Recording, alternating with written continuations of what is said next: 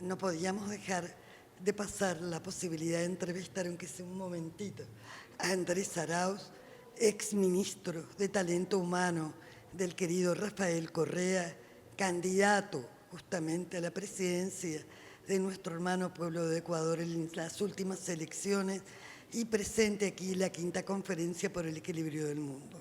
Entonces le vamos a hacer 3 preguntitas para no demorarlo demasiado sobre la situación que hoy vive Ecuador y sobre su experiencia antes como ministro y ahora, luego como candidato y hoy como joven revolucionario ecuatoriano y de nuestra América. Buenas noches, Sandra.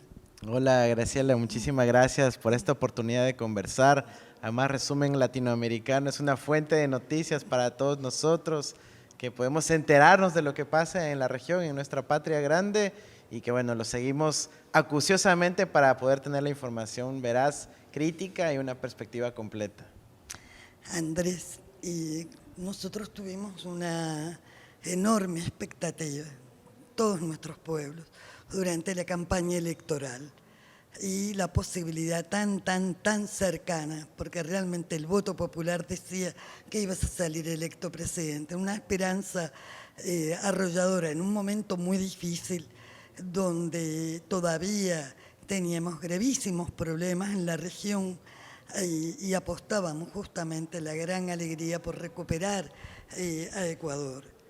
Y sin embargo luego llegamos a la segunda vuelta y en especial para nosotros los argentinos nos llamó poderosamente la atención que un personaje muy oscuro de la derecha, del neoliberalismo y de las oligarquías regionales como Durán Barba, que es un ideólogo justamente de los planes más siniestros de la derecha en la región, nosotros conocíamos a Durán Barba por su asesoramiento para el ascenso al poder de Mauricio Macri y por todo lo que él generó como filosofía y como política para lavar de ideología a las nuevas generaciones. Y de pronto, cuando se está disputando el poder en Ecuador, este oscuro personaje, como Macri pierde en Argentina y sube justamente el frente de todos con Alberto Fernández y nuestra querida Cristina Fernández de Kirchner, este personaje aparece nuevamente en Ecuador, es ecuatoriano, asesorando al banquero Lazo. Y de pronto perdemos las elecciones. Yo no creo que haya sido solo un elemento, pero nos llamó muchísimo la atención. Y este Durán Barba es un personaje que sabemos que cobra millones de dólares y que está siempre en la oscuridad, entre las tinieblas, ¿no? Nosotros teníamos una enorme expectativa y luego sufrimos una enorme golpe cuando se pierde la posibilidad de que tú ascendieras al poder. Enorme golpe porque teníamos todavía al vicepresidente Jorge Aguilar, enfermo además, preso por la persecución del gobierno traidor anterior, enorme golpe, porque Rafael Correa, producto de la persecución y de la judicialización y del lawfare del que es objeto, tampoco podía dar la pelea en el llano, es decir, en el medio de su pueblo, con todo el prestigio que él tiene. Y yo te quería preguntar, Andrés, ¿cómo tú viviste todo esto y cómo seguimos después? Porque nuestros pueblos siempre resurgen. Por supuesto, bueno, vamos por partes desmenuzando la respuesta. En primer lugar, la segunda vuelta no solo que reflejó una coordinación de las derechas latinoamericanas y representantes de las fuerzas imperiales, en el caso del Ecuador, para apostar todo por evitar que podamos recuperar a nuestro pueblo, a la voluntad del Ecuador para seguir en esa vocación integracionista de la patria grande, de poder tener dignidad para nuestros pueblos, y apostaron a todo. Apostaron a una campaña mediática enorme, gigantesca, un despliegue nunca antes visto, en donde se utilizaron los propios medios públicos, los medios estatales, para poder atacar todos los días, además atacando a nuestra vocación integracionista como un eje de la línea ideológica de romper el apoyo popular que nosotros contábamos. Vimos el involucramiento de este personaje como Durán Barba, que como has mencionado, vive en las oscuridades, trata de manejarse en la sombra, pero también así en el aspecto financiero, al punto que pocos meses después de la elección se publicaron los famosos Pandora Papers, en donde se revela la empresa secreta en las Islas Vírgenes Británicas de Durán Barba. Y eso es muy importante para la historia del Ecuador. ¿Por qué? Porque si Lasso le pagó a él para que sea su asesor, que él lo reconoció públicamente, se conoce que fue más de $1 millón, ese $1 millón jamás fue registrado en las cuentas de campaña en el Ecuador. Y si se pagó a esa empresa offshore de las Islas Vírgenes, es un gasto ilegal, ilegítimo, que realmente cuestiona si es que las democracias están funcionando como deberían funcionar, si es que hay todo un mundo paralelo en las sombras de financiamiento escondido en paraísos fiscales y que terminan destruyendo la dinámica de nuestras democracias. Al contrario, nosotros transparentamos cada centavo de la recaudación que hicimos, además popular, donde la ciudadanía ponía $20, $50 y juntamos de esa manera nuestro apoyo para la campaña. Entonces vimos condiciones demasiado desiguales. No habíamos tenido partido. Eliminaron a nuestro partido en el medio del proceso electoral. Por suerte habíamos hecho una alianza con otro partido y pudimos participar. Pero en el medio del proceso electoral, en la calificación de candidaturas, y como tú bien señalas, sale la sentencia de casación, que es la tercera instancia de la función judicial, más rápida de la historia del mundo.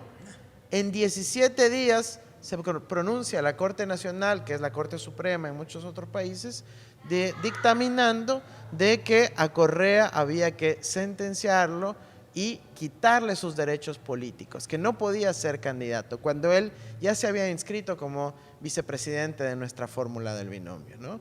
Y es obvio que la intención era exclusivamente impedirle su participación en esa contienda democrática. Yo ahí sí reconozco un error nuestro, y es que nosotros quizás ahí cedimos demasiado rápido. Nosotros debimos haber dado toda la pelea judicial, Tribunal Contencioso Electoral, Corte Constitucional, Corte Interamericana de Derechos Humanos, porque era obvio que era una sentencia abiertamente discriminatoria y a la medida. Pero confiábamos que como teníamos el apoyo del pueblo ecuatoriano y un apoyo que era tan contundente, que era más seguro dar la batalla electoral y vencer. Pero no nos imaginábamos que nos enfrentábamos a un aparataje enorme, en donde apenas días después de que se ocurrieron las elecciones, vimos como Lasso viajó a Colombia, le rindió cuentas al gobierno de entonces Duque por haber recibido el apoyo del gobierno colombiano, que interfirió directamente en las elecciones ecuatorianas, viajando en el avión presidencial colombiano a supuestamente entregar pruebas de supuestamente un financiamiento del ELN, algo totalmente desmontado, una falsedad absoluta, pero que generó un pánico a nivel de la sociedad, que luego fue multiplicado por los medios locales, los medios pequeños, los medios medianos y los medios grandes, y fuimos víctima de mentiras absolutas. Todo eso ha sido ya desmentido, incluso judicialmente en Colombia. Yo he iniciado las acciones correspondientes, pero una serie de embates que fueron demasiado grandes y que no pudimos superar. Y todo esto en el contexto de la persecución política que se mantuvo y lamentablemente se mantiene en el Ecuador. Tenemos a casi la plana mayor histórica de la dirigencia de la Revolución Ciudadana todavía en el exilio, hasta hace pocas semanas encarcelada. Recién tuvimos la enorme satisfacción, la buena noticia de que Jorge Glass finalmente pudo salir de la cárcel y volver a estar con su familia. Pudimos ver que también se concedió la prelibertad para Alexis Mera, un compañero querido también de la Revolución Ciudadana, pero han destruido familias, vidas enteras, y han construido un relato que obviamente nos ha perjudicado.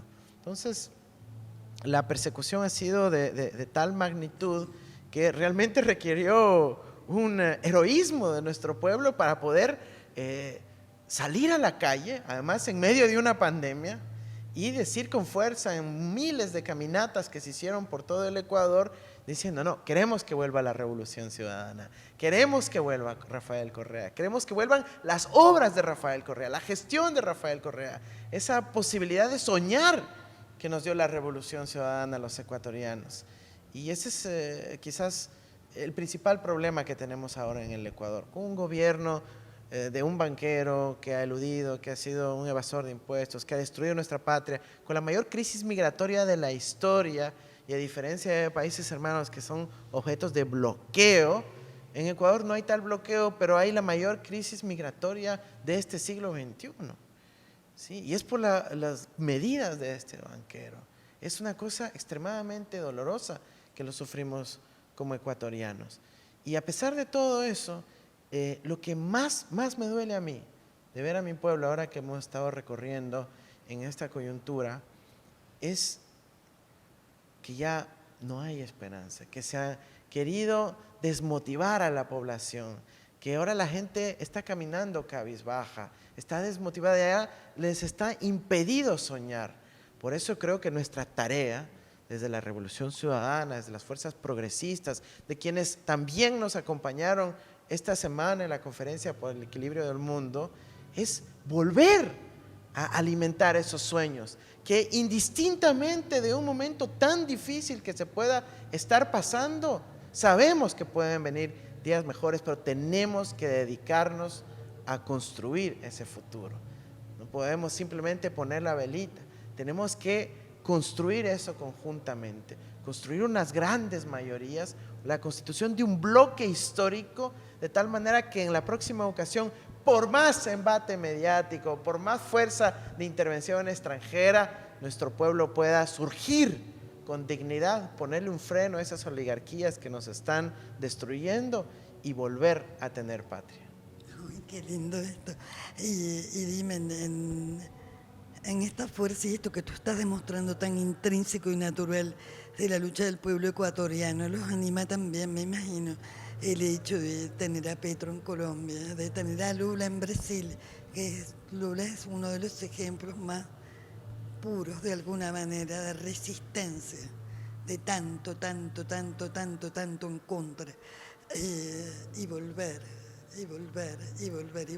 de la mano del pueblo, ¿no? Y por supuesto la resistencia del pueblo cubano, del pueblo venezolano, del pueblo nicaragüense, de nuestra Bolivia. Hemos tenido a Choquehuanca en este evento con intervenciones maravillosas, hablando justamente del tema de los pueblos originarios. Hemos tenido una mapuche, representante de los pueblos originarios, hemos tenido delegados de todo el mundo. Y yo te quería preguntar, Andrés, si todo esto que se vivió en estos días intensos ayuda a la Revolución Ciudadana y ayuda al pueblo ecuatoriano para que tú vuelvas con toda la fuerza que hay que tener para seguir adelante en medio de situaciones tan adversas, ¿no? Y lo último, para que nos cuentes qué te llevas tú de la marcha de las antorchas, de estos 5 días de debate, del fortalecimiento nuevamente de la CELAC y de haber estado con el presidente cubano Miguel Díaz-Canel y con su esposa.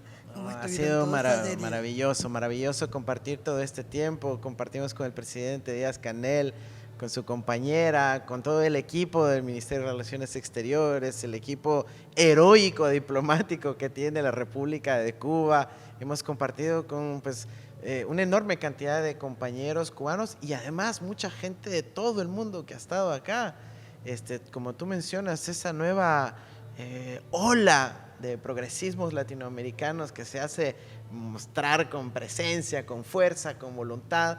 Nosotros la queremos traducir en pasar, digamos, de elementos discursivos y retóricos que son importantes y que nos ayudan a construir hacia lo concreto, para que esta integración no solo sea la integración de los políticos o de las cumbres, sino que sea la integración de los pueblos, la integración de los pueblos, de las mujeres, de los trabajadores, de los estudiantes.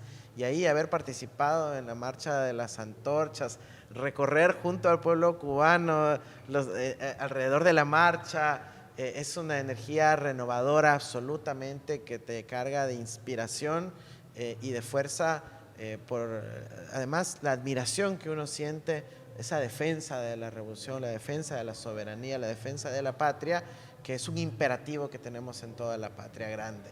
También nos vamos con tareas, todos los delegados que hemos participado acá, y no porque nos lo hayan pedido, sino porque es evidente nuestra obligación de poder responder ante el bloqueo criminal, genocida, en contra del pueblo cubano, y haremos todos nuestros esfuerzos en Estados Unidos, en Europa, en el mundo, asumiendo inclusive obligaciones y riesgos que tienen que asumir los países latinoamericanos de forma conjunta, coordinada, para poder romper ese bloqueo criminal. Yo creo que tenemos una responsabilidad histórica los latinoamericanos, que ahora tenemos un momento histórico que actuar, y no podemos ser ingenuos frente a nuestra responsabilidad. Muchas gracias, Andrés. Y queremos enviar a través tuyo un abrazo muy grande al pueblo ecuatoriano, un abrazo muy grande a la mujer ecuatoriana, un abrazo muy grande a Jorge Hilaz, un abrazo muy grande a Rafael Correa, desde donde él está, para que vuelvan y para que, bueno, celebrando justamente el centenario de Martí, con todos y para el bien de todos, volvamos al lugar que nos corresponde por historia, por dignidad y por el bien justamente del pueblo ecuatoriano. Así que nos vemos pronto. Muchísimas gracias, Graciela. De veras te mando el abrazo Lo transmitimos. y la fuerza. Muchas gracias.